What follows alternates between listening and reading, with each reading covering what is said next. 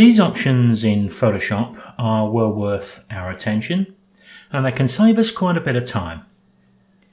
Let's open up one of these 4 images from Bridge into Adobe Camera Raw.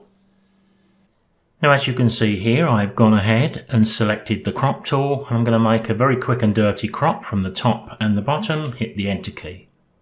I'm also going to go to my Edit tab here and click the Auto button. Now let me also, through the mask options, select a linear gradient. I'm going to click and drag. I'm going to make the changes here pretty obvious. So I'm going to make them extremely colourful. And I'll double click this and I'll call this Top Grad. And let's just assume that we have 2 or 3 dust spots in this image. So let's select the options to clear those. Let's just assume I've got one here, and one here. Now we can do one of 2 things. We can open this image up into Photoshop, or we can just click Done at the bottom right corner. And all of those changes will remain within our thumbnail, whether it's open in Photoshop or it's in Bridge. So looking at the images back in Bridge, we can see the image we've just edited reflects all of those changes. We need to highlight it, right click and choose to develop the settings and copy them. Now we need to select the other 3 sky images, and of course it could be 3 images or 300.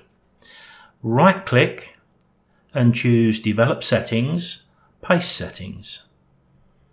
In the Paste Camera Raw settings window, you'll notice that a few of the options are not ticked. That's so we can choose to include them or not. In Adobe Camera Raw, some edits we never changed. Leaving those ticked here isn't a problem. So let's take a look at the 3 down the bottom. I do want to apply my crop. But when we look into the options here, there's a number of options within that I can choose. So if I had affected the aspect ratio, I could have included that. And if I straightened any angles, I could include that too. Here it's a pretty simple crop, so we'll just accept it as it is. The spot removal, I'll tick to apply that, and also the masking. But when we look into the mask options here, it shows only one mask and it's got the name that we gave it. But if we'd created 4 masks here, they'd all be shown and I'd have the opportunity to select them all, one or just a couple. All we need to do now is click OK. Now it doesn't even matter if some of the thumbnails have not reacted perfectly with our original edit, because these are raw files and we can adjust them further either in ACR or even from Bridge. Now let's open this image into Adobe Camera Raw and check it out. Now with the image open, we can see in the basic edits that all of those automatic edits have been repeated with this image, and we can also tell that it's been cropped. But if I go to my masks, there we can see that Top Grad mask, which is still there for us to edit should we need to.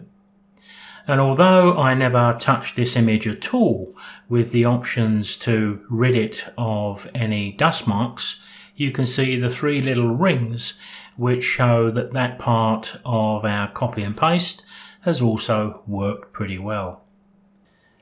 Within Bridge, we can always tell at a glance if the thumbnail contains edits and or a crop. We can see it at the top right corner. But within Bridge, we can also select one or a number of images, right-click, develop settings, and we can clear them. And what we've effectively done is to take the images back to their raw default. There is another way to batch process, probably with smaller batches, but if I select this group of images here, all shot on the same beach, and hit the Enter key, they'll all be opened up into Adobe Camera Raw. If I select one of them, that's the one I'm going to see. If I hit Ctrl A, it'll select the remaining images. In this instance, and for speed, I'll just hit the auto button. And when I click done, the changes will be reflected.